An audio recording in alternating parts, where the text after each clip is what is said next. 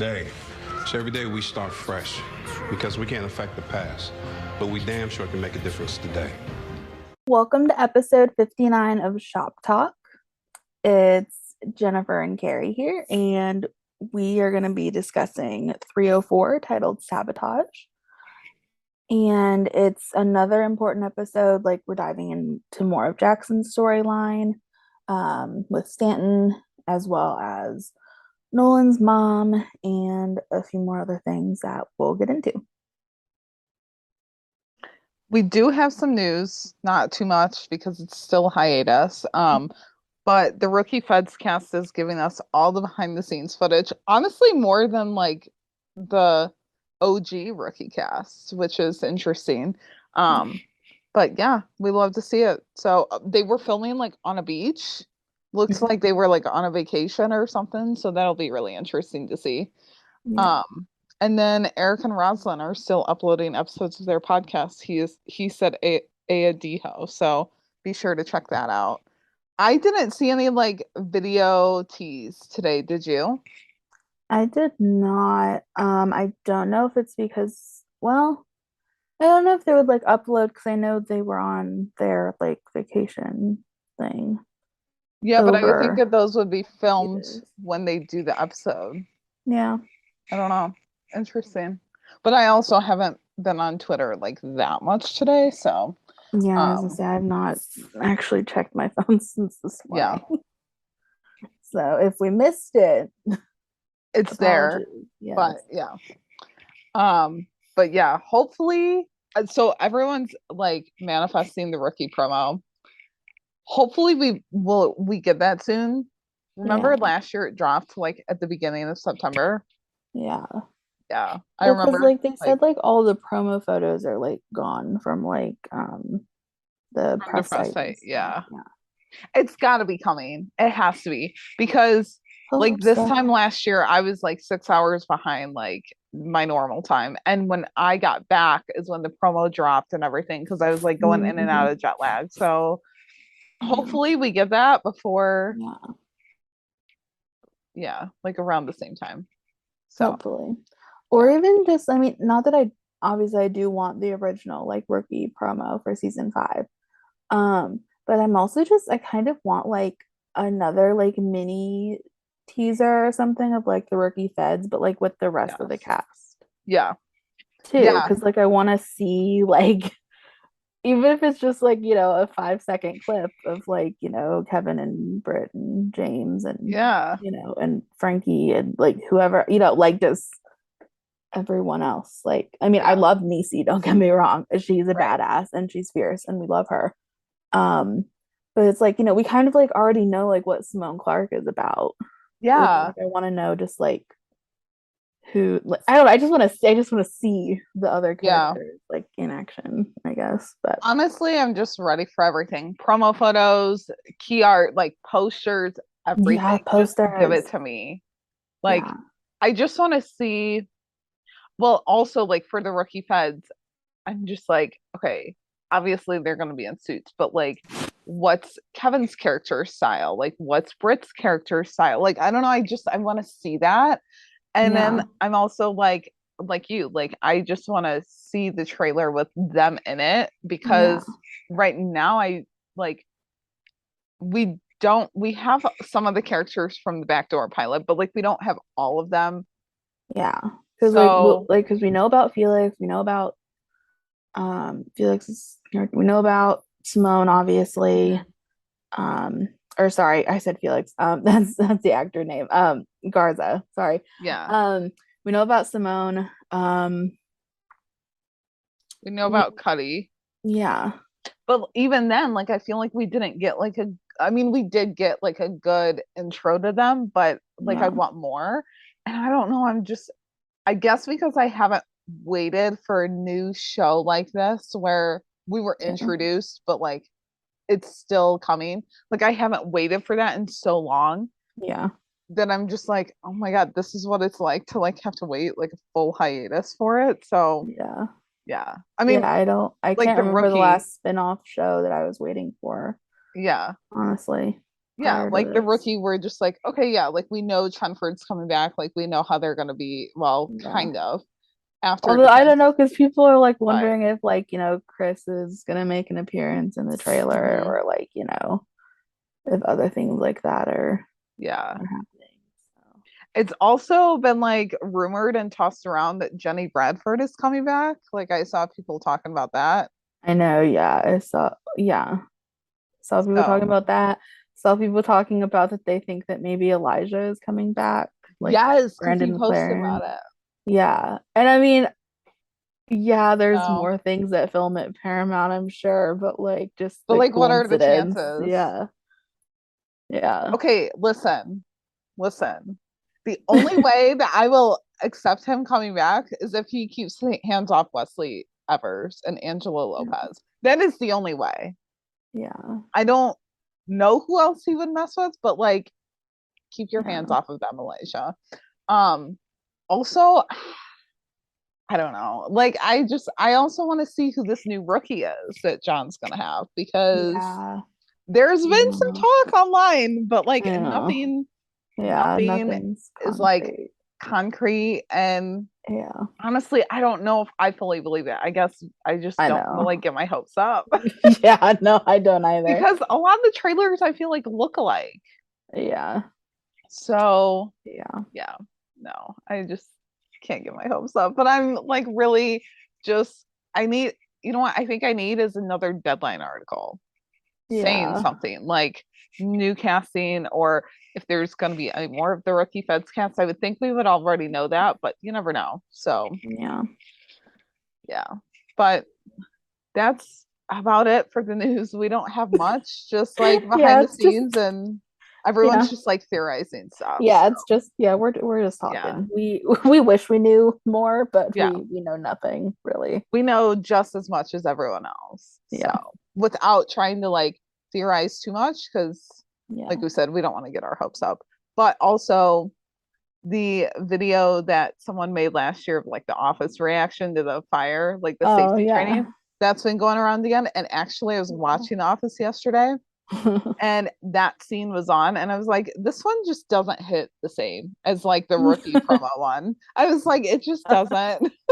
It's so funny. I will forever just crack up at that episode, but then just that video that Yeah, was made for the rookie like fandom is we like we just need a so part funny. two, like part two, Yeah. big time, Yep. because we will all scream our heads off when we see Chenford kiss, hopefully again. But I mean, even in the promo, we will. So yeah. Yeah. But we have what's possibly a long episode tonight, because there was a lot that happened in 304. Like Yeah, there was.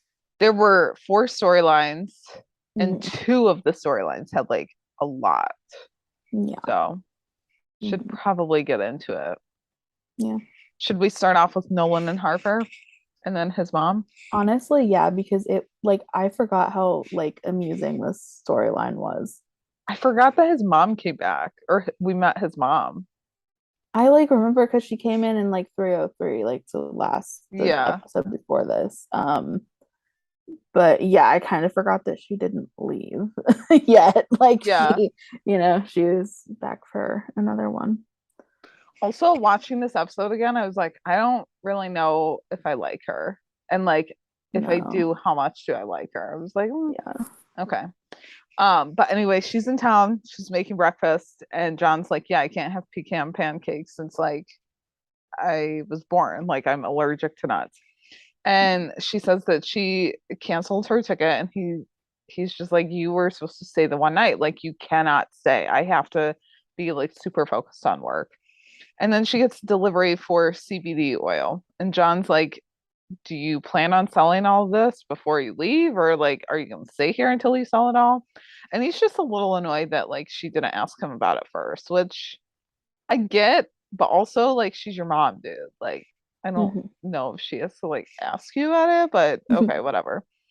So then like, John gets to the station, and Nyla's just like, you're driving today so that I can try and get Lila into a summer class at the music academy.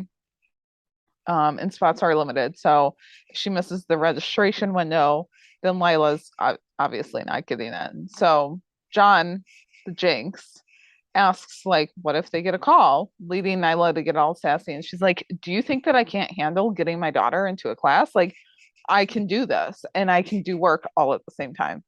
And John's like, is this a repeat of an argument you had earlier with your ex? And she's like, no, just get into the shop. Like she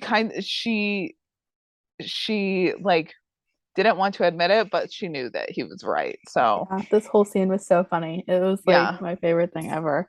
I forgot that they had like released it as a preview. Oh yeah. And so I like went back just to like make sure I was like hearing their dialogue right. Because I never put my closed captions on. You guys know this. I never put them on when I watch things on Hulu. But yeah, no, it's so funny though. Just Yeah. so funny. I love their dynamic. I hope that even when she's a detective, we still get to see them together. I'm sure that we will, because like we saw Angela and John working together this season, or in season 4, but yeah, I hope that we get to see Nyla and John. Well, like he could like ask her for like TO tips. Yeah. Even though she's not, like, she won't be, but you know, it's like she was the last one, you know, to like help train him. So yeah. Well, and she was the last one to like be a TO. Yeah. So yeah, I don't know. I love their dynamic. And I liked how in season 4, like we got to see her with Aaron, but then like there were a few episodes where she was like back with John. So I liked kind of having that balance. And I would love to have that again in season 5. So yeah, definitely. So then class registration is about to begin. Nyla, you know, has John pull over. And she's like, we're not taking any calls. And John, the Jinx, yet again, is like, but what if we get a priority 1? And on cue, a civilian runs up to their shop and needs help with taking care of a neighbor, who has been out in his backyard building something for weeks. And like, she knows that he doesn't have a permit. So John's like, I'll take care of it. You get Nyla into that class, or Lila into that class. So then Nyla gets on the phone. John's taking care of the situation. Who, like, it's a guy building a rocket to prove that Earth is flat from space. The guy like gets into the rocket. John questions like who he has permission from, and the rocket launches just as Nyla is giving Lila's name, and the phone signal cuts out. The man like then falls onto the shop, and Nyla's just like, what is seriously going on? Like, what is my life right now? So then Nyla ends up getting the phone signal back, like after, you know, they get the guy squared away, they get everything kind of, the scenes working. And Nyla gets the phone signal back. She calls the music academy, and there's no spots left open. So John's like, it could be a good thing for Lila, like show her that life has its disappointments. And Nyla's just like, she's had enough of that. Like, she wants to show Lila how she can come through for her daughter. So Nyla then like is at the music academy trying to talk to the director to get Lila in. He doesn't believe anything she's saying. Like, and she's even in uniform. Yeah, it was so funny though when she was like, I was trying to, Yeah. and then a man fell from the sky. And she's like, I even have video evidence of it. Do you want to see it? And he's just like, no, like I'm not doing this. So then we see Alonzo again, and he's there to try and get his daughter in with a box of cronuts, and he even offers her one. It's kind of like awkward for them, but he says that he's gonna try and like poke around and try and find like another angle to get his daughter in. And so he asks her if she wants him to let her know of a workaround for Lila. Okay, Hulu captions caught this as Lila, but it sounded like he said Nyla, and I was like, wait a minute, what? Like, doesn't really make any sense, but okay. But Hulu caught it as Lila. It was just weird. So I was like, all right, I'm just waiting for it to say Nyla, but whatever. So then we kind of go back over to John and his mom, or like the storyline with John's mom. And we see Luna and Gray talking, and she's, you know, thinking about her second act since Dominique's away at school and Gray's deep into his work. And Gray's all confused because he's like, well, I thought you wanted me to retire. And she's like, yeah, but you're obviously not going to do that anytime soon. So my second act has to come. And she is talking about potentially getting a job. But she's not there to talk to Gray, which his face when she said that was hilarious. He was like, "Excuse me? What?" And so she needs to reinvent herself. And who better to help that with than John Nolan? Because of course, I mean, the man is like the definition of reinventing himself. Yeah. So And Gray's like exasperation was like yeah, wholly portrayed. yeah, It was great because he was just like, okay, like why am I here now? yeah. I'll just get up. It's my cue to exit. Gray's like, all right, so clearly I'm not needed here right now. So so then we cut over to John and Nyla, whose phone is just dinging away and she's laughing. And John's like, I didn't know that you could do that. And she says, do what? And he's like, giggle. Um, and so John's like, who are you texting? And when she mentions that the person on the other side of the phone is a man, John is even more intrigued, kind of like giving her crap about it. And it was just funny to see. Like, again, that's the dynamic that like I love between them. Um, and Luna comes over and wonders if she can pick John's brain after she grabs a coffee. And Nyla's just like, you shouldn't give her any advice. And John is like, why? That's what she asked for. And Nyla just kind of goes into it and says that he shouldn't get involved with this. Like she tells him to just listen, smile, and nod to what Luna has to say. And then when John's like, well, what if I can actually help her? Nyla leaves it with, what if Sergeant Gray doesn't like the help that you give? Who do you think he will blame then? And John's face of realization is great here. I mean, this man is truly a meme, which is like, I think just credit to Nathan's acting work.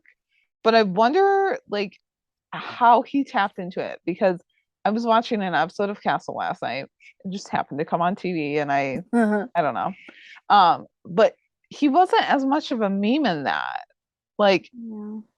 I don't know. It's just like maybe it's part of the comedy aspect, but I don't know. It was just funny to like kind of draw the not like parallels, but like kind of draw the connections there.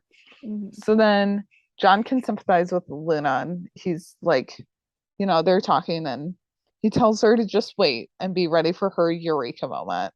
It turns out that she loves hearing that. So we see Nolan's mom in the lobby of the station, and she says that he swears by the oil that she's selling, even adding that how would a 48-year-old rookie make it in the LAPD if it wasn't for the oil? And John comes up with Luna and he's like, nope, I'm 46. Like, stop adding 2 years to my life there. So then Evelyn gives Luna some of the oil. Smithy even comes up and tells Nolan that, he sees why he uses that because his neck is already better. And Nolan's like, I don't use this. Like, I don't know what this is. I've never put it on. So then Nolan tells Evelyn that she should go home. Like, she really can't be there. So it turns out we find out that Evelyn sold Luna all of her bottles of CBD oil, which she had a lot. So, I mean, I don't know. I wouldn't want to get stuck with all that, but that's just me. And Gray's not happy about that. Not happy about it because honestly, like that's a lot of oil. So it turns out that Luna paid Evelyn $10,000 for the franchise. And Nolan tells his mom, that she's giving Luna all of her money back. But Evelyn's like, Luna doesn't want it back. Like, she's happy with her purchase. And Evelyn shares that her and Luna got to talking and she liked the business. So Evelyn sold it to her. And she wanted 25,000, but Luna's a heck of a negotiator. And so she got it for 10. And we find out a little bit more about John's past. And this is apparently just like when he was doing his construction business. He would finish a job and then his mom would use his good name to sell his customers fraudulent home insurance policies. And he almost lost his business license once. So John, like, just he doesn't draw boundaries with his mom, it seems like. So he's just like getting agitated with his mom. He gets to the station then, and Smithy's just like, what your mom told me is poisonous. And I'm not the only one who had a bad reaction to it. And so we see that everyone has rashes, and Gray knocks on the window. He's not happy. And Luna's in his office too. And, just as John's going to apologize, Luna's like, no, it's not you who needs to, it's Wade that needs to apologize. So Gray goes to put some on his hand and Nolan stops him. And it turns out that Luna didn't know anything about the toxicity of it either, of the oil either. And Gray's like, what did I tell you? Like, I told you so. So I don't know, like Luna and Gray's dynamic is just great. Like they're both sassy and have a low tolerance for BS with each other. And yeah, I don't know. I just want to see that again too. Mhm. Like, just give us all of the Gray and Luna moments, please. Yeah. So Nolan is on the phone with his mom, and as soon as he tells her that the oil is toxic and she needs to give Luna back her money, the line goes dead. So Nolan's like, I will make a second call to her right now. So then Nolan goes back to Luna after talking with his mom, who is claiming that the entire $10,000 worth of money is tied up in other investments. So he has the address of the supplier and he'll get a refund. And Gray's like, I'll take care of it. Like, don't worry about it.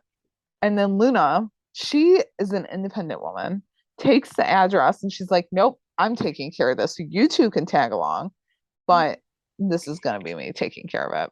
And Gray's like, that's fine because Nolan and I can't handle a personal matter in uniform anyway. So they have to change out. And then Gray's like, and Nolan can listen to me brainstorm how I'm going to punish him. And Luna stands up for Nolan, just saying like that it's not his fault. And she even brings up her dad, which makes John feel awkward, but changes Gray's tune. So Luna then gives John advice on how to deal with his mom and set boundaries. And he has to do whatever he needs to protect himself and find his limits. So that's kind of where we leave off with Nolan's mom in a way right there. But then Luna, Gray, and Nolan all arrive at the warehouse where the oil is being distributed from. And immediately they walk up to men and Luna's like, I'm in charge. The men are shady, but I mean, they work in a warehouse distributing CBD oil. Like, I don't know. I feel like anyone would be. Maybe not, but who knows? So Luna's like, I'm taking it all from there. And when they say there's no refunds, Luna's like, I'll alert the Better Business Bureau and the health department, which is fine with him, but they can't do it there. So then John steps in and he asks if the product is out there, or he says that if the product is out there, the business will dry out from how toxic it is. And John's just like, just give the $10,000 back. But the guy's like, it was worth 2,000, so I don't know where you're getting 10,000 from. And Gray doesn't hold back, saying that's a pretty hefty franchise fee that his mom is being charged, which, yeah. But then the other guys get a good laugh out of it being Nolan's mom, because who wouldn't? So then the guys tell them to get out of there and next time to not bring some muscle that is past its expiration date. But Gray and Nolan don't like that. I mean, obviously, no one would. So then Gray tells Luna to go downstairs and the music gets a little bit more intense. So we kind of know that some shit's gonna go down. But it kind of looks like they're reaching for guns. They're definitely like reaching in the boxes. So we see like Gray and Nolan partner up, which more of that, please and thank you. And more than just like one episode of it. Like anymore.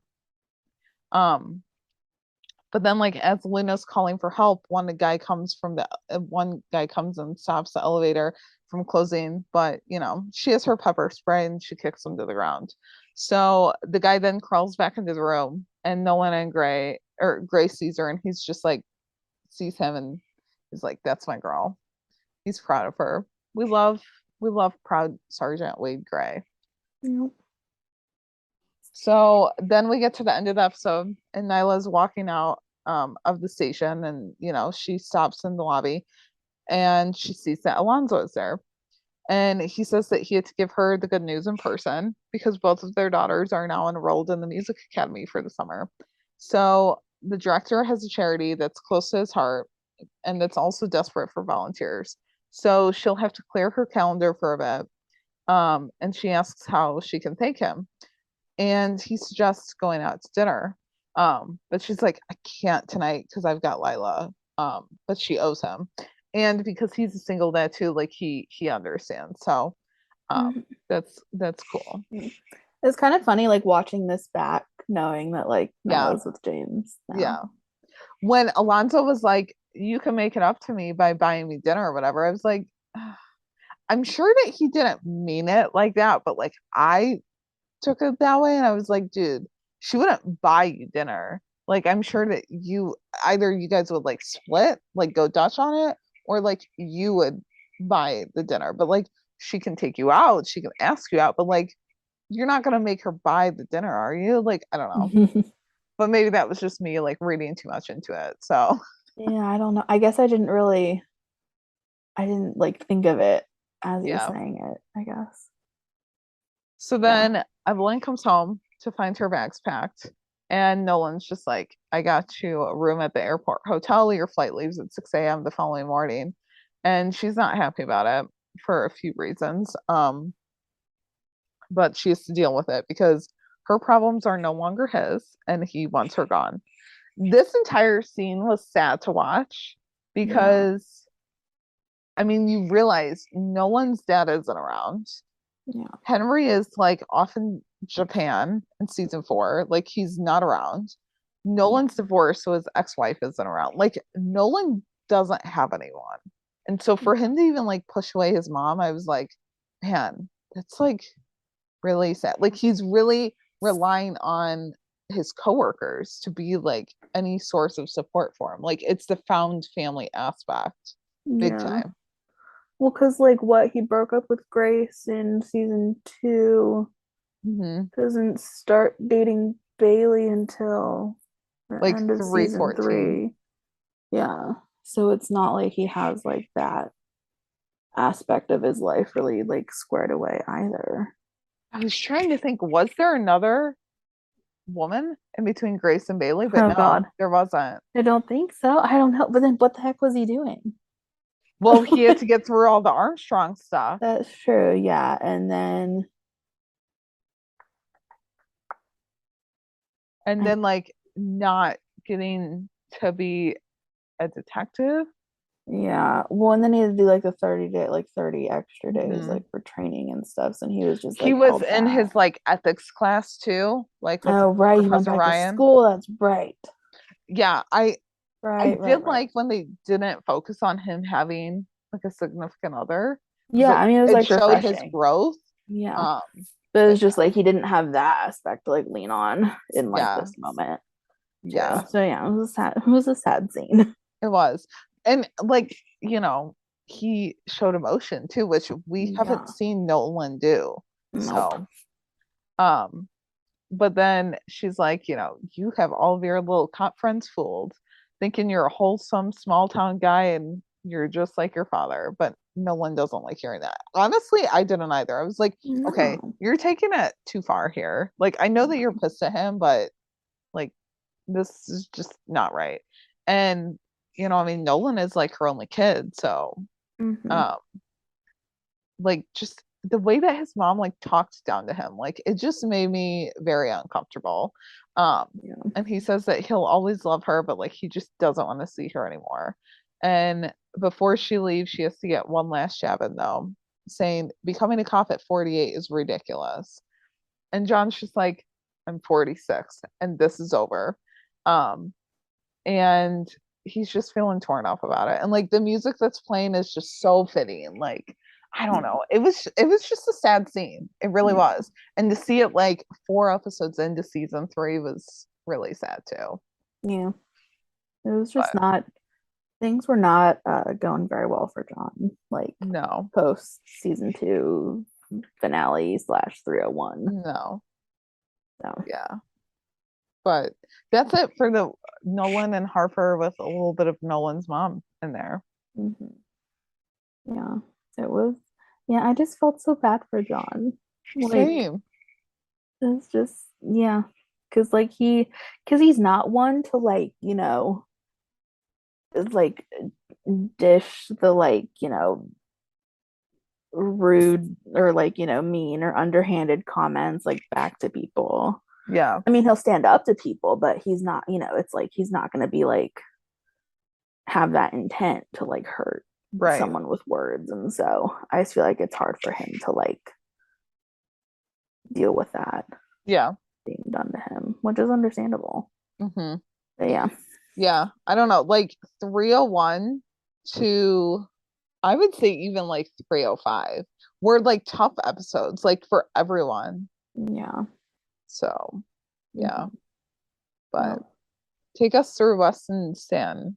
yeah, speaking of really tough Not things, that it's my like any God. better, but Yeah, it was, oh my gosh, this was so crazy to me. Like, I had, not that I had forgotten, because I remember, like, how well done it was, like, just in terms of, like, the writing and the acting and the, like, how they, like, did this whole arc. But it was just so difficult to, like, watch even now. Like, oh, because just poor, even like at the very beginning, like, poor Jackson's just like on his morning run, and like as soon as he can like kind of sense that like the shop is like coming, and so he like immediately like raises his hands and is like, I'm, like, I live down the street, like, I'm a cop. And even though it's just Sergeant Gray that gets out of the car, um he's just, like, you just like, you could like see the like, tension, and then it was kind of gone from his face, but still it was just kind of like,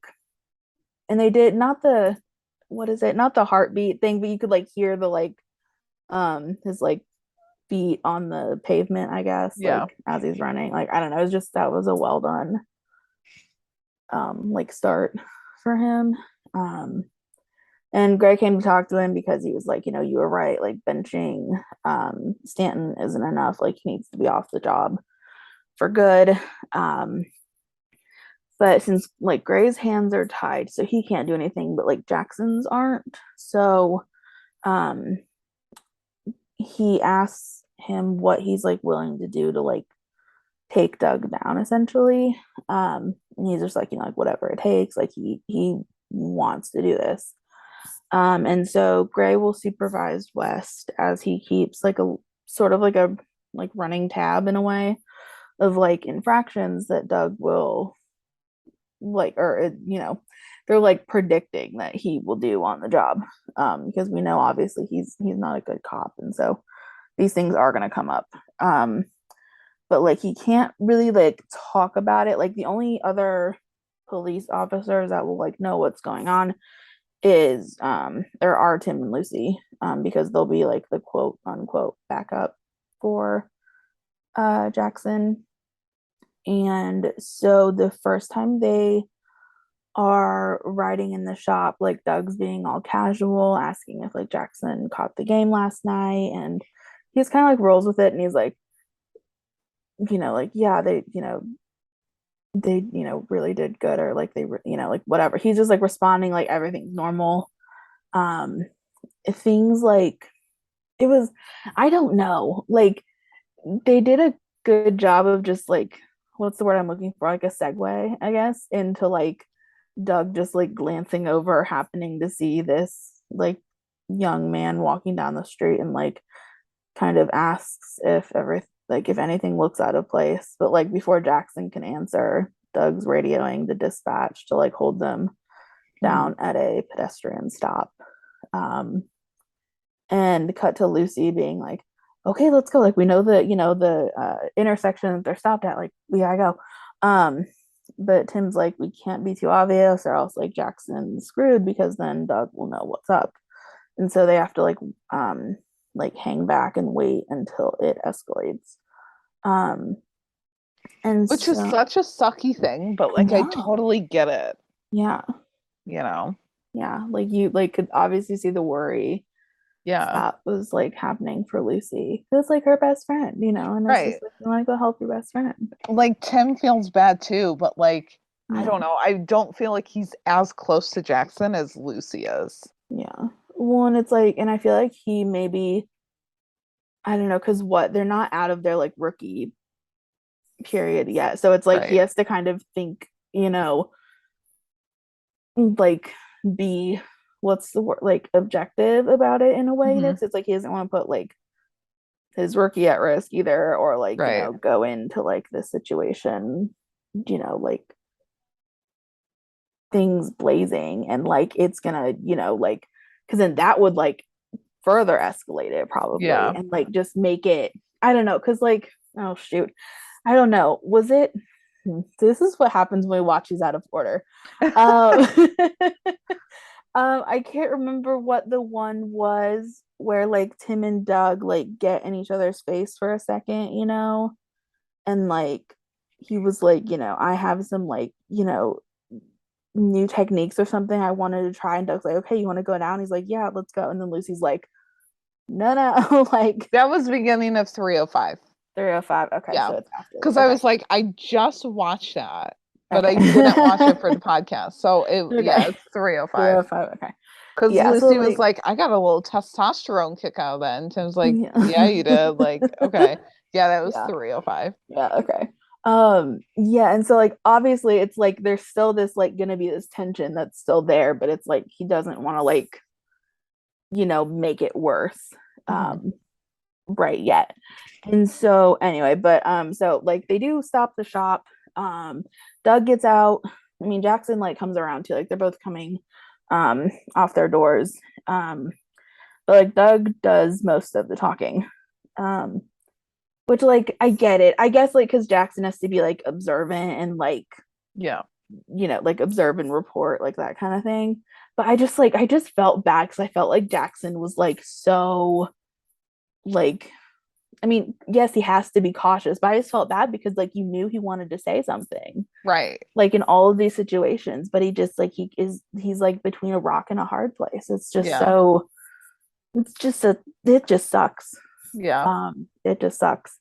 So like since Doug has kind of control of the conversation, he like stops the young man, asks if he lives around here. He doesn't. He is just visiting a friend, and now he's headed to the bus stop. Um, Doug is kind of like, okay, the bus stop is the opposite direction. So he asks to see his ID. Um, he like runs the ID, so we learn the guy's name is Armand Gusta. Um, so like he runs a check on him, comes back clear. Although like as they're like running it, Doug had the nerve to ask if he had any outstanding warrants, and he's like, I've never been arrested before in my life. Like he just, like what, like what kind of question is that? What I don't understand is why he asked that when he was running the license anyway. Like you can see that. Why are Yeah. you having to ask him? I mean, the guy Well, could easily lie and then you see it on the record anyway. yeah. Well, I mean, I feel like it's just kind of like another way that like, you can like make someone like apprehensive and Yeah. like make the situation uncomfortable. Yeah. Or like just Um, confess and then yeah, not mean it. Yeah. yeah. Because then like the next thing, like so obviously everything's like all clear. Like point him in the right direction of the bus stop. Um, all that, and then just like Doug's like, well, we wouldn't have problems like this if more of them behaved like that one. Like that really bothered me just because I mean, Yeah. this whole entire thing bothers me. Even though I understand why they, did it. Like had the storyline and stuff. But it's just like it's the like casual racism, I guess, Yeah. or like everyday. I hope I'm saying I think that's the term. It's either casual racism or everyday racism. It's I just think like it's the one of way that those. he goes about it and Yeah, says it. I'm like, there's so many different ways that you could have formed that sentence. yeah. And so yeah, it's just one more way that he can kind of, like get that final like dig in. Mhm. Um, and so, like that's only their first stop. Unfortunately, there's more to come. Um, this one, like, oh my gosh, this poor woman. I almost like made me emotional. Like, because this poor lady Yeah. is just trying to like do what she can to like protect herself, and it just bam, like they just show up and then just like wreck the whole thing. Um, because like their next stop, they stop a woman. She had like ran a stop sign. Doug asked to see her license, registration, and proof of insurance. She's a young African American female, so she, like asks out loud if she can like reach for it. And he replies with like, do it slowly. So she does. She hands over the items to him. We find out her name's Erica. Doug asks why she's so nervous, and she's like, no reason. You can like see her eyes are kind of looking from Doug to Jackson. Doug then asks if there's anything like illegal in the car or on her person, and she's like, no. Um, so it's, I feel like just the way he like phrases it, again, is just like a way that like they can't really say no. Because Yeah. it's like, you don't mind if we search the car. Like, it's not an ask. It's a like a I wish I knew the like if there is a term for this, like a statement you like almost have to agree to. I don't know if there's like a one word. Well, it is. I mean, it's like what Gray said. Like he knows just enough to like not get him in trouble. And like he Yeah. knows how to spin it so that it's like, no, I asked her and she confessed to that. Like I didn't Yeah. jump to conclusions. It's Mhm. like, but you really did. You Yeah. just went about it in a different way. Yeah. And like Jackson does try to say like, we don't have to search the car. But Doug turns it and is like, well, if there's nothing illegal, then, she shouldn't mind, right? So it's again like she kind of feels like obligated Hmm. to let them do that. This is when she does mention that there are guns in the trunk. So things, the music gets, more tense and like, things kind of escalate and Doug has her get out of the car and stuff. They're her ex-husband's guns. Like she was on her way to the police station to turn them in because her ex isn't happy with how their divorce is going and he's been threatening her. And she has a restraining order, but that's not like stopping him from like driving by her house every day and stuff. And so she used her old key to get the guns. Yeah. And she's like explaining this. She's, like getting like being, like she's tearful when she's explaining this. She's like trying to, make them understand. Jackson is obviously way more understanding or like, sympathetic. Um, Doug's just like, nope, she admitted to, like three illegal things. Like, he's gonna arrest her right now for burglary, possession of stolen property, and illegally transporting firearms. And Jackson kind of like pulls him to the side, which not that this is good, but like I thought it was smart that they had this happen again because like I want to say it was the last episode we watched of season 3, like 302. Yeah. Um, when Doug was like originally like, think of us as equals, Yes. like we're partners in this. I'm not, your training officer. I'm, so you can, come to me and, we can have this conversation, these conversations and it's cool. Yep. But that is not the case here.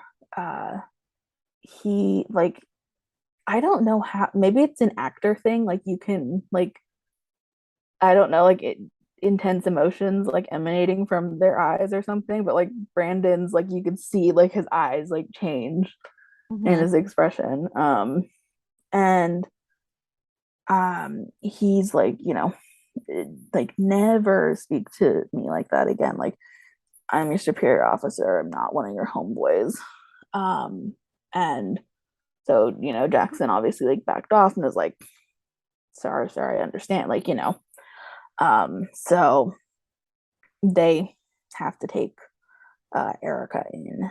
And so poor Jackson is obviously feeling like very like shaken up over this whole thing that happened. And like he's trying to talk to Lucy about it. And she's like, yes, it's awful, but it's awful but lawful is what she says. And Jackson had mentioned that like Erica's story checked out, like there was a restraining order in place, there had been 911 calls to the house, like there's, like everything was like she was doing everything right, and now like they, like I said earlier, like they had kind of wrecked it, and so like Jackson thinks that it's like all his fault, and he wonders like how many more people might get hurt while he's trying to like do the right thing, essentially, and like bringing Doug down. And then we get well, like side note though, really random side note. All the food trucks, like I like seeing all the food trucks. I don't know why, but I do. It was like fun to like actually see them like have different foods and stuff like in the scene. But anyway, so we see Doug is, I don't know if like Tim was even like waiting in line or if Doug was waiting in line, but somehow they're just standing next to each other. And you can just like feel Tim's like disgust. Oh like, yeah, he doesn't you want to see it in his face, but yeah. you can feel it too. Yeah, just as soon as like it's happening, like he obviously knows it's not gonna go well. So like Doug just asking like what's up with Jackson. He's like questioning all of his stops, and Tim's like, well, gee, maybe it's not the student, it's the teacher. And Doug idiotically thinks that, oh gee, that must mean it's Angela's fault. Like, no. Like that's not what he said. And I just thought like he just like made, because he's like, well, I don't see, Chen questioning your every move. It's like, why are we bringing like both of the women in Tim's life like into this conversation? Like, why is he so ridiculous? I almost wonder if he knew like Tim and Angela are friends. Like, I wonder if he knew or if he was just speaking out of pocket with that. Yeah, I have no idea. And so, but he's like, well, I have, 20 days to like, to fix it all. Like, and it just, oh my God, just, and you could just see, like you said, like there was a literal, like Tim looked like he wanted to like just end him. Deck him. Yeah. Like it's just so ridiculous. And I mean, bravo to Eric's like micro expressions, because like when Doug was saying like, oh well, it's all that nonsense Lopez has been teaching him, it's him like you could like he's just like like seconds away from like an eye roll and a scoff, but he like refrained. Tim was the Arthur meme of like like the Arthur fist. Oh, with the fist, yeah. Oh, he was that meme. Like if there was a meme to describe Tim Bradford in that moment, that would be it. Like I just want to like deck you right now, but I can't. And so the next time, well, we see like Tim and Lucy, they're talking to Doug's last rookie, who's named Ben Owens, because Doug had mentioned in his out of turn way that like his last rookie didn't question him, and he would implying that he was a black man. And so Tim kind of like took that information and like tracked down the rookie and was like, okay, like we're gonna see if he's gonna like give them dirt on Doug. Also, can we talk about how when Tim and Lucy were sitting at the desk, like there was literally no personal space between them. Like literally none. Yeah, they do not know what personal space is. No, I mean we love that, but also like, ma'am, don't be so loud. Yeah, like, I know. Get closer to Tim. How much closer could you get? Yeah. Well, and I thought it was kind of funny how like in that scene, so like before they go and talk to this rookie, like they had like shown them like walking away like from the desk, and just like you could see like their height difference, and like they're still like and like Lucy walks on, and then Tim's like like standing there like contemplating things, and just it was just a good like casual scene for them, even though the conversation they were having at the desk was the opposite of casual. But and again we get a moment of Melissa and Eric being in sync when they like do the like turning off of their body cams, because it's like their code of silence. And I well, okay, I hesitate to say like because obviously they're having a serious conversation, but just like Tim tries to like play it cool and is like, we need some info. Like, do you like the way that Doug like does business? But Lucy's like, she tries really hard to like, keep it casual, but she's like, oh, she's like, oh, for God's sake, we all know what we're talking about here. Like, do you think he's racist? And Ben Owens is not budging because he's like, yeah, like he's a hater, but you know, he has his promotion to think about. He is, like, so he's not gonna like rat out Doug. Mm-hmm. So it's kind of a bust. Um, so they like kind of strike out, which is like what makes the like next scene like kind of eerie, like at the end. Yeah. Show up. Um, and which, okay, so like, why am I just now thinking this? Am I just stupid? And like, if I say this, is everyone else gonna already have thought this? I don't even care. So like, the tip that they get that there's like a deal Yes. going down, like, Yeah. so that was Owens, right? Okay, that's literally what I was thinking too. Right? Like, I don't know how it took me this long to put it together. I was trying to think, I was like, okay, that had to have been Owens, but then how did Doug know that that drug deal was going down? Like, Yeah, I it's like don't, where, like, how the heck did Ben supposedly know about it? It's like, was he just like watching it, or like was he gonna go and then just like be like, hey, like, okay, you take this call instead? Like, that's what I was wondering. I That don't or like understand. Ben and Doug like have been working together, like on the side. I don't know, because I was like, that tip had to have come from Owens, like that phone call. Yeah. It had to have the Well, way that Doug because he answered did the like the phone. casual, yeah. He was like, "Hey, brother," and I'm like, "No, like Yeah. none of that."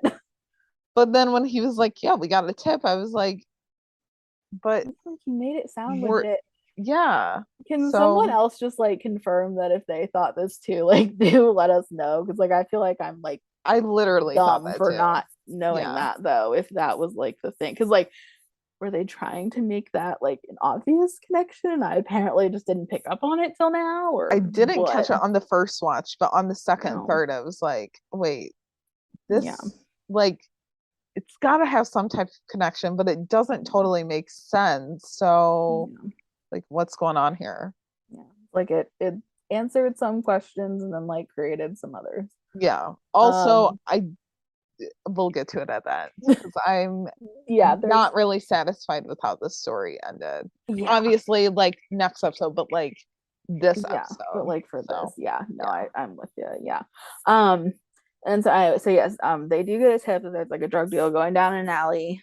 So they're like chasing the guys because they like split up. There's like three of them. Doug has Jackson go after the one with the backpack.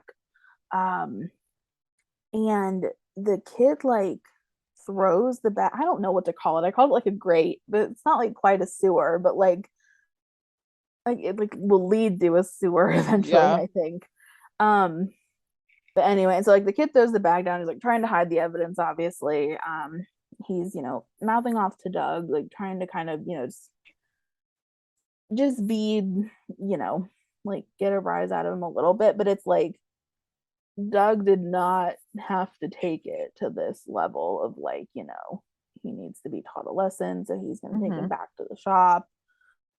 And then, music goes again, and like, we see Jackson's like worried that Doug is going to beat the crap out of this like kid, like a younger kid.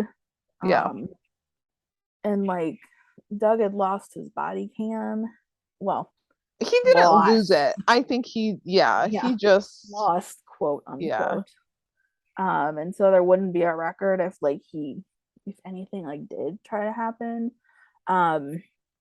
And poor Jackson, I feel so bad when he tried to call Gray and then he didn't, like he got Gray's voicemail.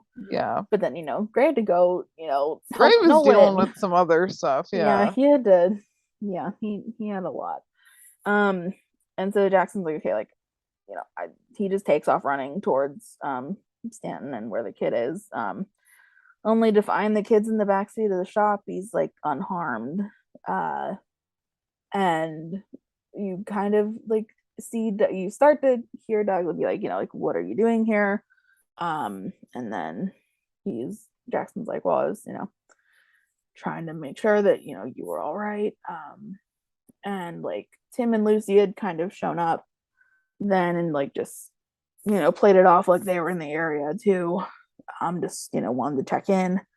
And this is when we get the like creepy, like Doug being like, no, my last rookie, Owens. And then he looks like directly. Well, it's implied that like he's looking if like the camera is like him, like looking at Tim and Lucy. Yeah. Who then look at each other when he makes this like pointed remark. Like his last rookie, think he thinks that they know him, like, always had his back, and he like, kind of wishes Jackson was more like him.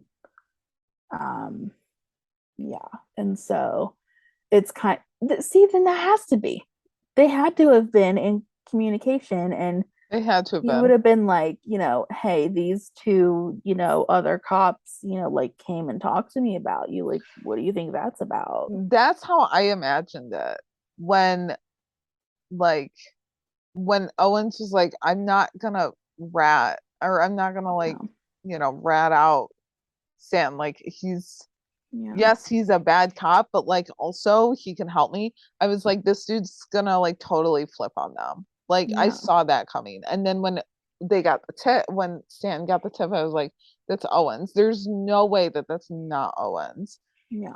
And then all of this, I was like, just confirmed it even more. It's like, well, yeah. And then it just made me like, I don't know if he was just really good at like putting on this like front, or if he was actually like conflicted and like talking to Shenford, because like even Tim was like, did you see his face? Like he's gonna, he's torn up about it. Like, give him time. He'll talk to us. I mean, he kind of broke a little bit, but not really. Like he didn't really show any like sympathy for Jackson's like predicament when like, well, I guess Tim confronted him first outside of like his station or whatever. But then Jackson came up too. Because like Ben was like, well, blue protects blue and the system's not going to change and Doug's not going down without a fight. So it's like, I was so annoyed with that. Yeah. Well, so it's like, again, like he doesn't show any sympathy really, but it's like you can, like, that he knows that what Doug was doing was not. Yeah. Right. So that's the line that kind of like, it made me mad because I was like, blue protects blue. Okay. Yes. Fine.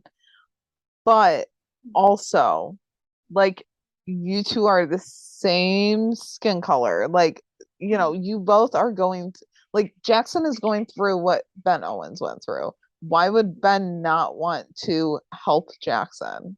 Yeah. Like, honestly, that is what pissed me off more, because I was like, okay, yeah, blue protects blue, fine, but then what about like the overarching like issue of it all? Yeah. Like, okay, I could see blue protects blue, maybe like, if you were with a civilian or something and that happened, but even then, no, like you still help someone that, is a person of color. Like it just, when Ben Owen said that, I was like, dude, that's just not the right move.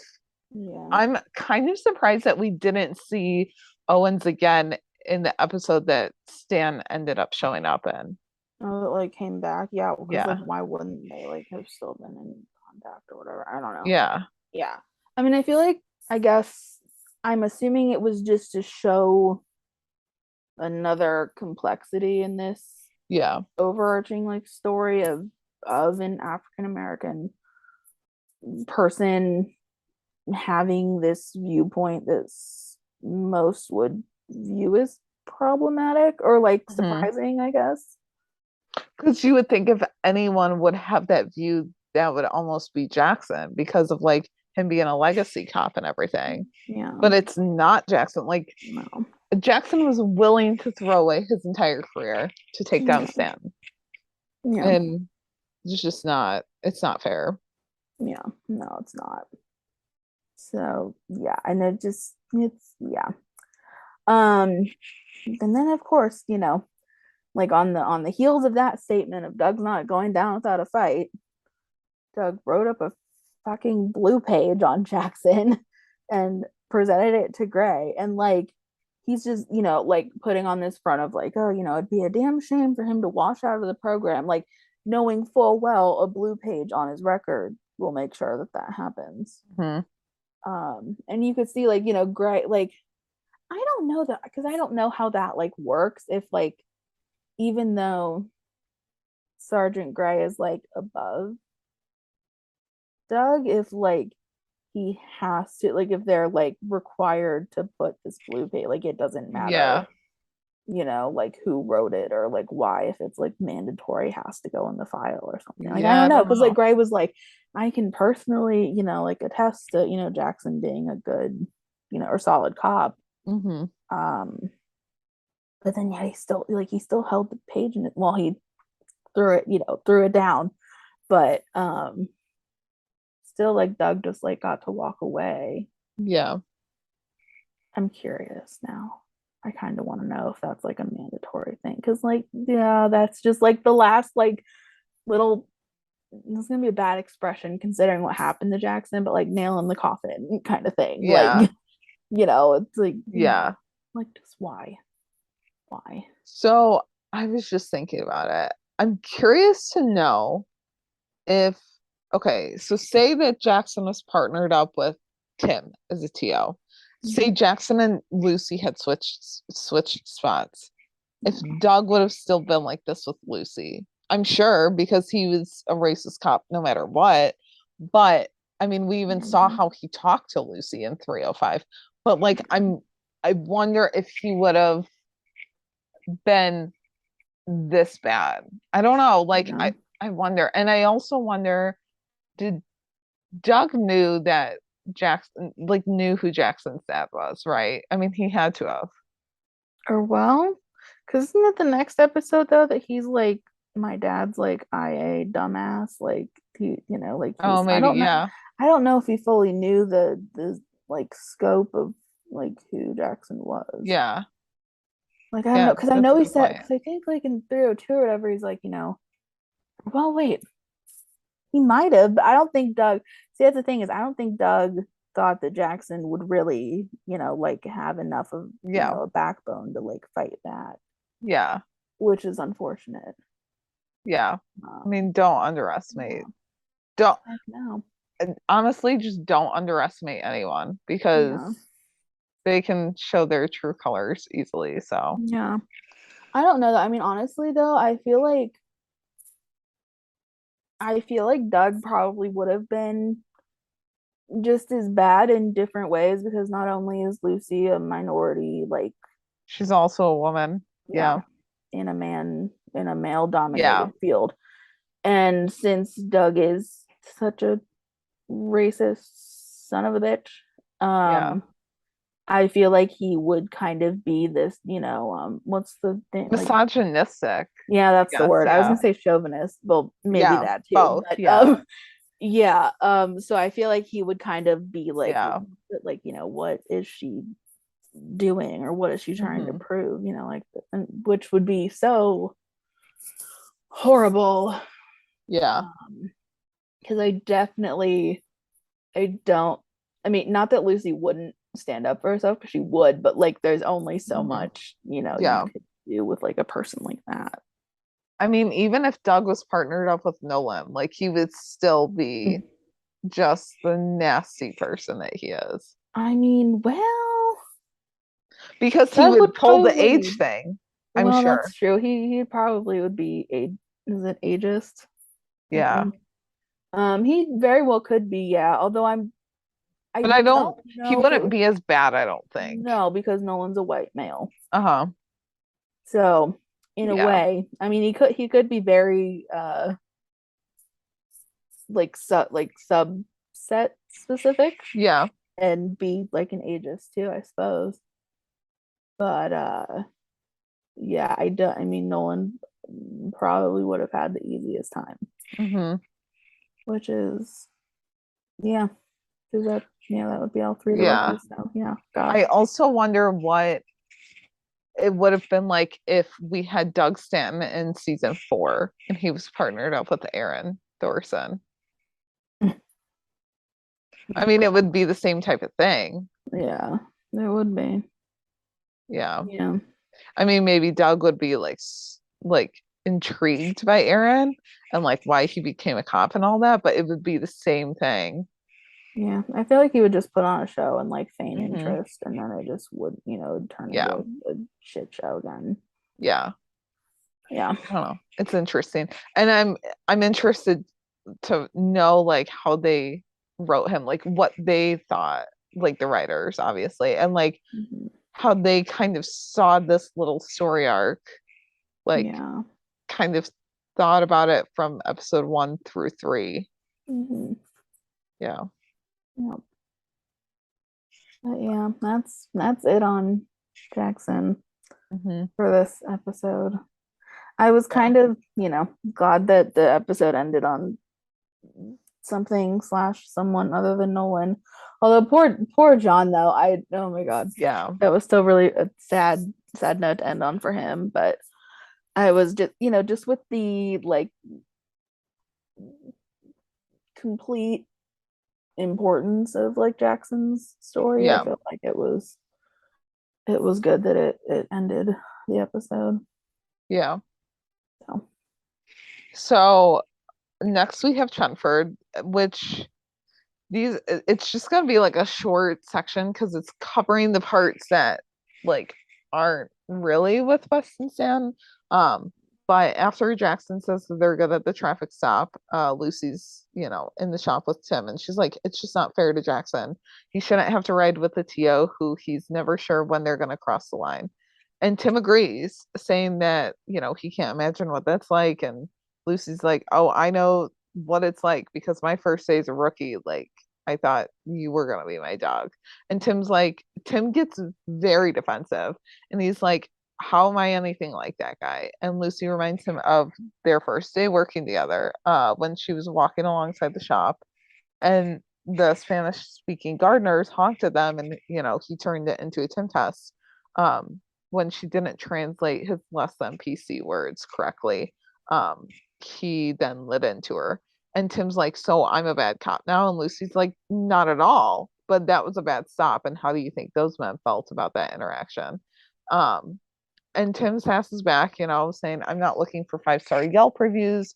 I, have to get the job done. And Lucy points out that so did they. And so, he's just even more on the defense now, saying excessive and unnecessary use of the horn is against the law, plus they'd several vehicle violations, and he could have impounded their truck. And Lucy, gets just as heated, like asking if that justified him terrorizing him. But, Tim at this point has just had enough and he doesn't want to talk about it anymore. So then we see Chenford. This is again like separate from the Weston Stanton stuff. They're walking up to a house and Lucy's like, are you still mad at me? Because, you look like it. And he's just like, nope, I'm not gonna push it any further. And yeah, I don't know. It just felt like such a wifey move for Lucy, her being like, are you still mad at me? Because you look at yeah. least madder than usual. So Yeah. Well, and like when they were arguing, it was very much like just the back and forth of yeah. like just someone I mean, they really understand each other, but oh, just this whole thing. I Yeah. felt bad for Tim, but in a way I'm glad they had this redeemable Right. like Yeah. mini storyline in here. Yeah. So then the homeowner called them because her and the neighbors keep getting their deliveries stolen. And Tim's like, we'll walk around the neighborhood and see if any other neighbors have doorbell cameras to get any like footage. So once they leave the homeowner, Tim's like, I'm not mad, but I am upset at myself because Lucy's right. And he used the situation with the gardeners without thinking about the impact that he had on them. And while he can't undo it, he can make sure that he never does it again. So, and Lucy's just like, she's all proud wifey. And she's like, that's progress. I'm proud of you. And Tim has to keep up his sassy and tough exterior because of course. And he's like, I'm thrilled. And that is one of like the Chenford gifts, like that people talk about, like with their chemistry and stuff. And I forgot that it was in this episode. Yeah, I had forgotten about it. Yeah. So then they see a dog walk up some steps and take a bag of food. And one of my favorite lines from Melissa is the porch pirate is a doggy. Yeah, I don't know why, like how she just says like doggy, like I don't know. And she says it just like so not even nonchalant, but just like casual. Yeah. And I just want to know if doggy was in the script or if that was something that Melissa added instead of a dog. I mean, either way, it's cute and completely a Lucy Chen thing. But like, I don't know. It was perfect. So then they follow the dog who delivers the food to a homeless man. And Lucy's like, and someone's getting arrested today or something. And Tim just kind of looks down at her and like smirks. And I mean, the Chenford moment is just, it's so cute right there. I honestly forgot that happened. Yeah, like, I did too. Yeah. I mean, the eye contact and the looks that's happening. I mean, literally chef's kiss. Like, we'll be posting that scene to our Twitter page later this week. We will. Mostly because it's too good. I mean, we have to take every possible chance that we can get to post Chenford, right? Yeah. I mean, otherwise, what are we? We're literally nothing then if we're not posting Chenford. Yeah. Well, just because like it was like important to have this like in here for Tim to like, kind of have him see the error of his ways. Yeah. Because it is a moment that is talked about from the pilot of just like how much of a, everyone's like how much of a jerk Tim is in the pilot. Yeah. And that's the main reason why he's, unlikable. Yeah. At first. But like obviously and then like I had forgotten to mention like when they were at the desk like earlier and like they were talking and like Tim, you could tell that he was uncomfortable saying like how, cops have all these like barriers that like help protect them from like, getting in trouble and stuff. And he's like, sometimes it's good like for, actual situations where you could use, like lawyers and the union and all that. But and then he like took what Lucy said to heart about, like how she didn't want them to just be like guardian angels for Jackson, and then like that's why he tracked down the rookie. So he like there are some redeemable moments for Tim, but I mean it was good. I feel like might have been in I feel like 303 might have had a similar like Lucy pointing out like the error of Tim's ways. Yeah. I distinctly remember them being in polos. I think for part of the episode, I think that was 303. So I feel like it's like a good like mini like thread running through the early season 3 episodes for them. So yeah, that's cute though. Like it made me want Chenford with Kojo. Like I need that. We need that again because we only had that in season 2. Like we need that again. Yeah. But like Tim, I don't know, them just being cute. Yeah, definitely. I literally have no expectations for it besides Chenford with Kojo. Like I don't care where it's at. I don't care who's like. I don't care. I just need it. Yeah. Literally no expectations for it. So yeah. And then last but certainly not least, we have Wopez, which their whole thing is, Angela's being a pregnant queen and Wesley's just kind of along for the ride. Essentially, pretty much like how I felt. That is the best way to describe it. Because even Angela's like, I wear the pants in this. Like I don't. Oh yeah, she's like it. I just love how like Wesley has to keep reiterating that it's like we have to do this or it's our pregnancy, and she's like, you don't have to do anything. This is my pregnancy. Like knock it off. But yeah, so like for them it like starts like Angela's just sitting at the table and she's like eating pickles and marshmallow fluff. That's the only way I can like describe it. I don't know if there's a Yeah. better term No, than it like was labeled the like marshmallow fluff. like yeah.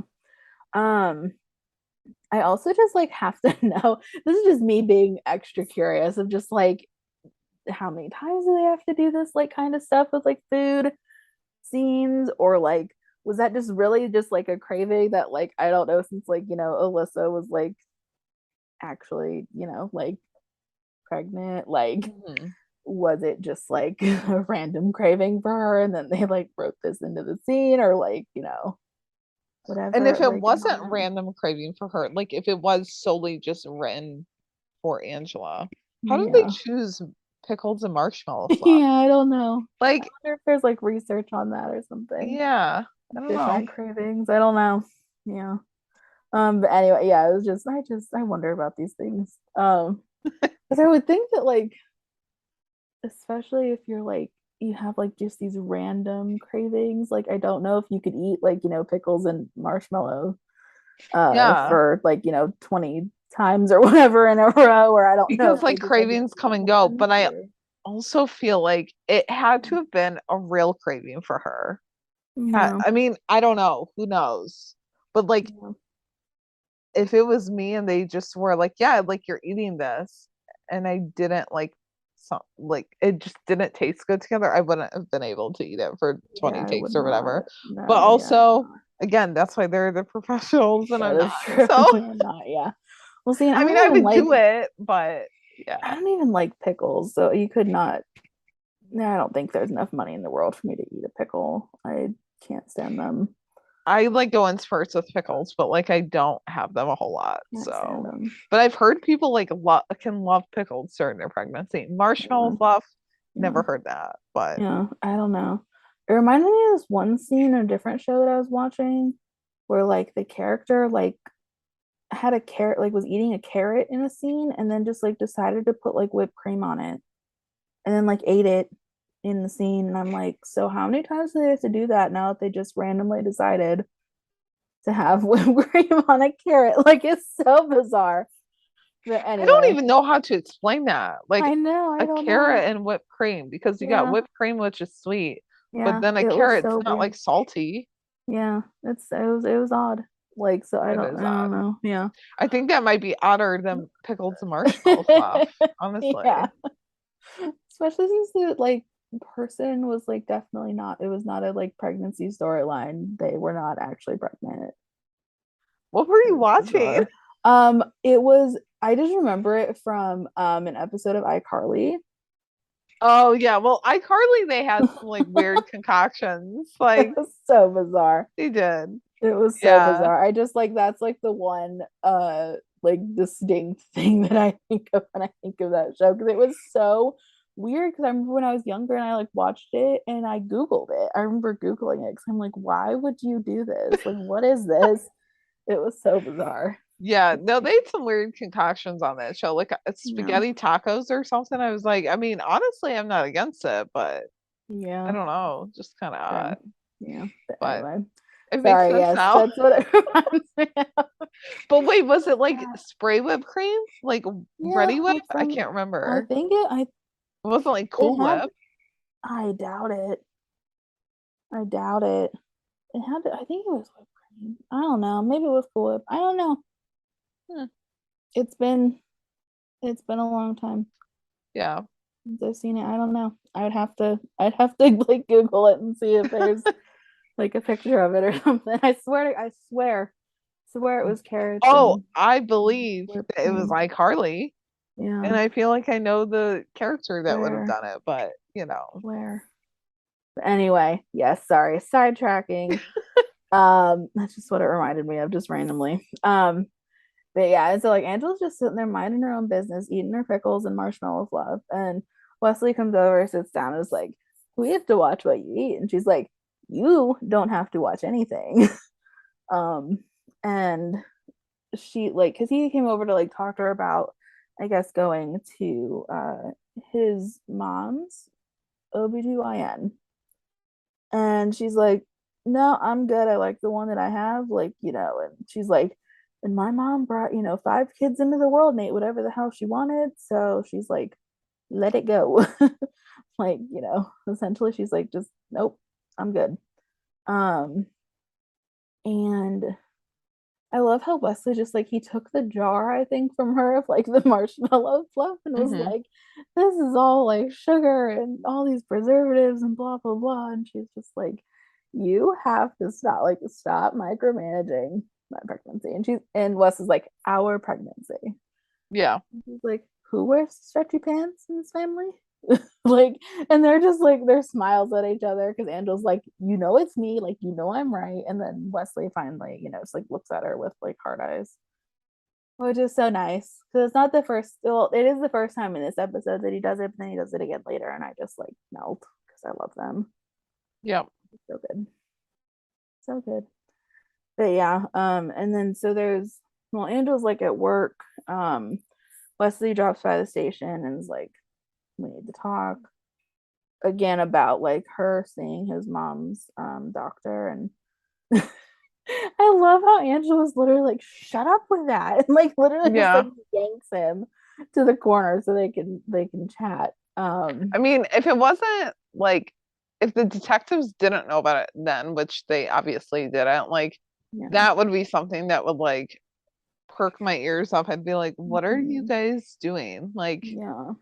Well, yeah. just like when, I mean, I'll get to it later, but like when she's looking up the stuff on the computer or whatever, I noticed that like she left a tab open. Like she closed the main Mhm. page, but then she left Yeah. a tab about the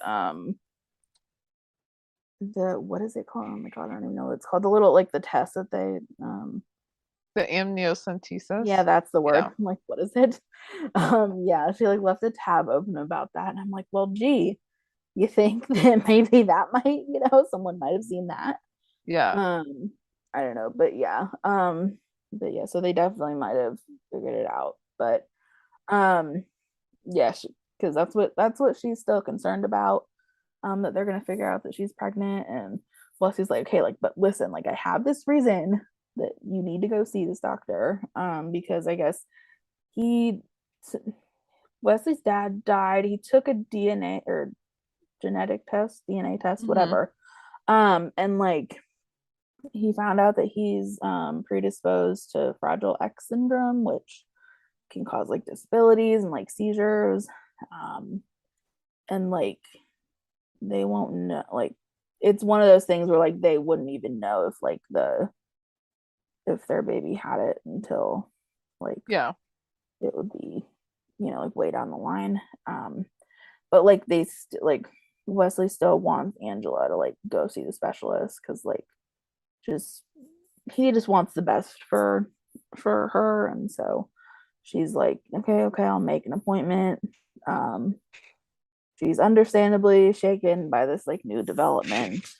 And then so later when she's like researching it, Sergeant Carradine came up and was like, they've got a new case. She like tries to quickly close out. Like I said, she kind of missed that one tab or whatever, which she notices it later after he leaves. But the new case that they got is going to Vargas, who's sitting across from Angela, even though she was next in the rotation. So, and then like Angela's fears are like compounded when Vargas is like, yeah, he almost never gives cases out of rotation.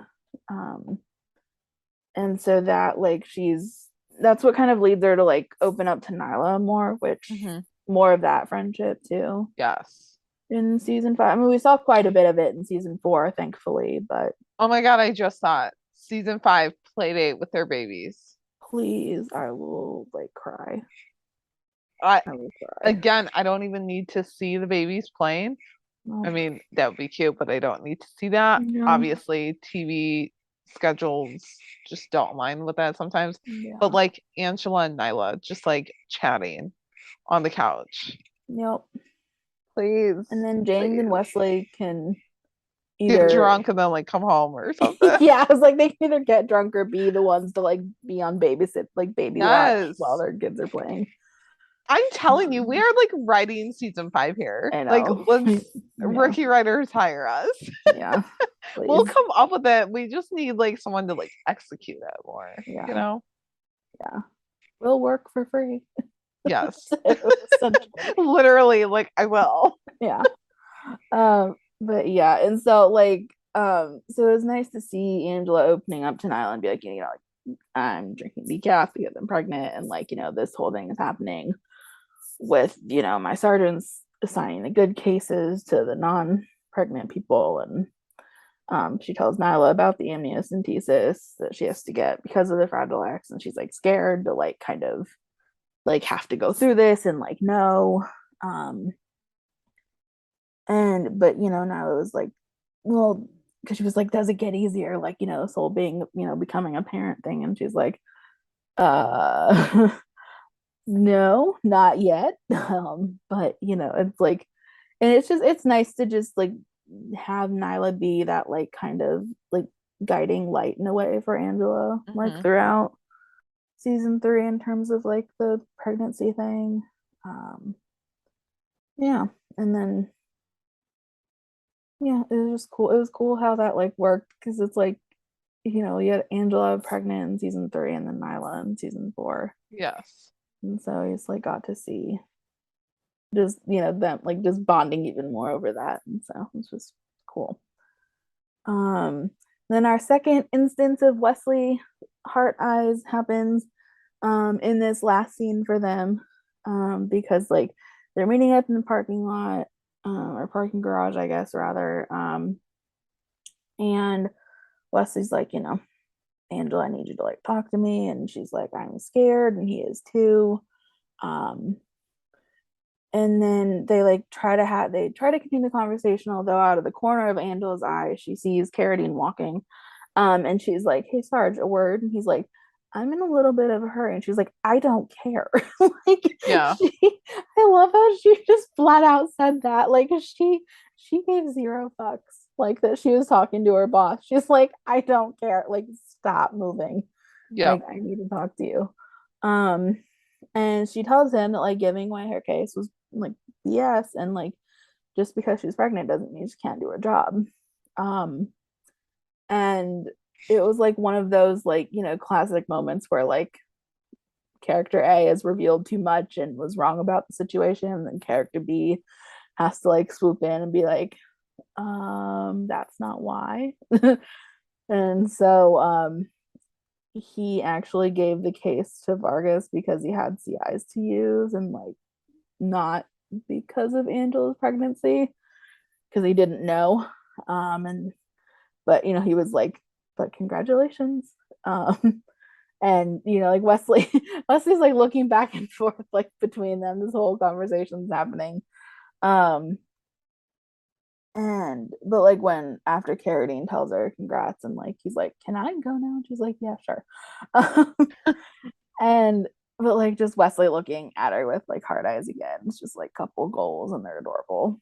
Yeah. And I just love how Angela like turned to him after Carradine left and was like, did you see how I handled that? I'm gonna be such a good mom. Like, she was just so confident, and he was just like the best. And I'm like, oh, I love them.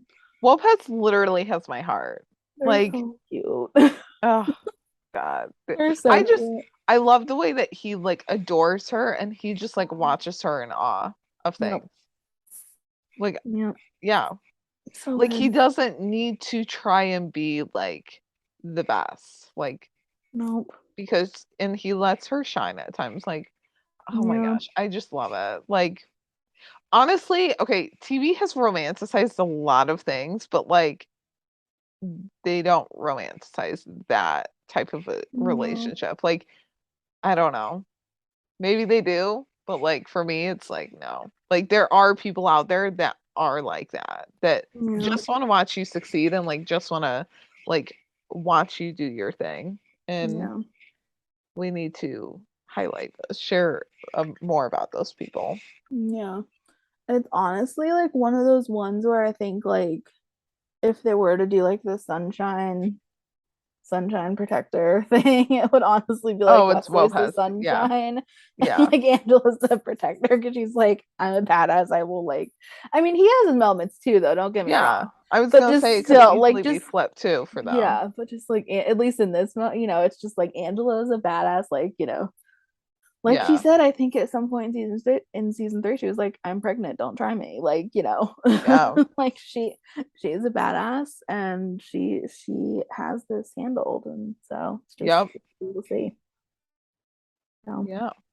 Yeah. I love Lopez. so good. Honestly, there's just so much, like, because in a few weeks, like, we'll be releasing our wish list episode for season Mhm. 5, and there's just so much that, like, I want to add to it. So much Mhm. so that, like, I don't know. Like, I feel like I've said things in past episodes where I'm like, I want that for season 5. I want that. But, like, I don't know if I'll remember it all. But, like, obviously more Lopez. I mean, like, duh. Mhm. And not with Elijah. I don't want No. Elijah around. Yeah.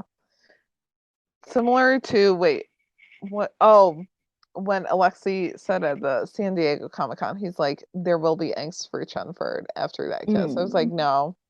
Yeah. And that's how I am with Wesley and Elijah. I'm like, nope, no, we don't need it. So yeah. Yep. Do we have any other notes on this episode? I don't think so. This is a It's good just one. so different watching it back and like seeing Jackson and like Yeah. like there was a point when he like used to be around. Yeah, it's different now watching, like, knowing the outcome Yeah. for sure. But yeah, if you liked this episode of Shop Talk, please leave us a rating and review. It really helps out the podcast, and we would really appreciate it.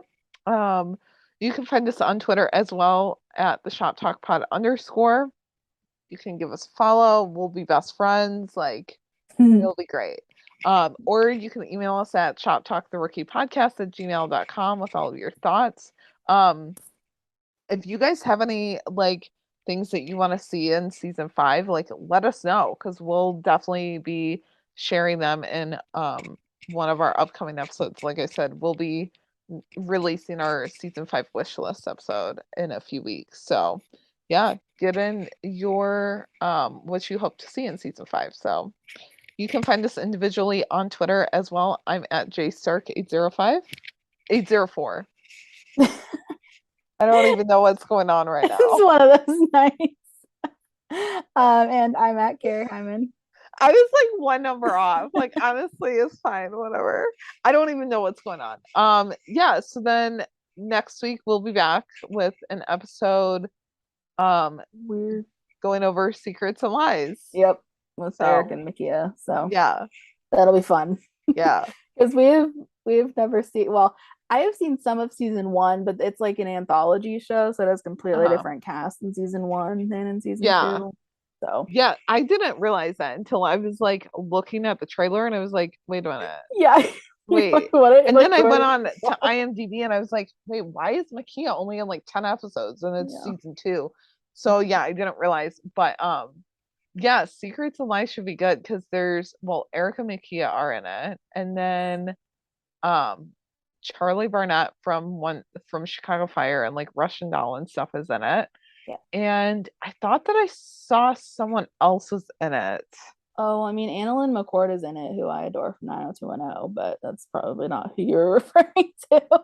No, but I know of her. Here, let's see. Yes, Maybe it was in season 1. Because I was like, they've got a really good cast. Season 1. I mean, Kenny Michael Johnson is in it. Wasn't he in like The Rookie too? Or am I thinking of just PD that he was in? That's a good question. I don't know off the top of my head. I think he was in The Rookie, but like for one episode. Let's see. There's just like a bunch of people because there's like Michael Ealy. I want to say, is Juliette Lewis in season 2? I don't know, guys. We're doing great. Yeah, Juliette Lewis is. she's in both seasons because the show kind of revolves around her. All right, cool. Okay, Kenny Johnson was in The Mentalist. Don't know if that was an episode that Eric was in. He was in Castle. He was in Chicago Fire, not in Chicago PD, and he was not in The Rookie. Okay. Rock on. I don't know. I feel like he just has like such like a recognizable face. Like I'll see him in other shows and I'm like, oh yeah, like I know him. And then I get confused in what show he was in. Yeah. Jordana Brewster. But yeah, no. Okay, so it was just him that I was thinking of. That'll be fun though, because like it has two, like it's, what is it, like one of the 4 shows Eric and Mickey have supposedly been in together. Is this okay? I was thinking about this when I was watching the trailer because there was one scene where it was like wasn't it Michael Ealy was like taking Eric's character like out or something because it looks like he was drunk. I don't know. Is this the show that Eric and Makia like their characters kiss in? Or is this another one? It is? Yeah. I was thinking that. I was like, wait a minute. I can see it, but also I don't know. So yeah, they like that. Yeah, their characters hook up, and there's a all right then. Results from that or consequences. Okay. From that. So okay, I don't know if we should watch that episode for the podcast or just save that for another time. I don't know. But yeah, watching the trailer because I saw like Charlie Barnett's character like hug Makia's character, and I was like, oh, like a little one Chicago. And then like Kenny Johnson was in it too. So obviously they just picked from one Chicago cast, but whatever. Everything always comes back to one Chicago for me. Like, yeah, I don't know. I mean, what can I say? That and Friends, honestly. It's fine. Yeah. So anyway, next week we are covering Secrets and Lies. Yeah. And if you want to send in anything that you want to see in season 5, let us know for our wish list episode. And other than that, we will be back next week with a new episode. Bye, everyone. Bye, guys. Go get 'em, boo.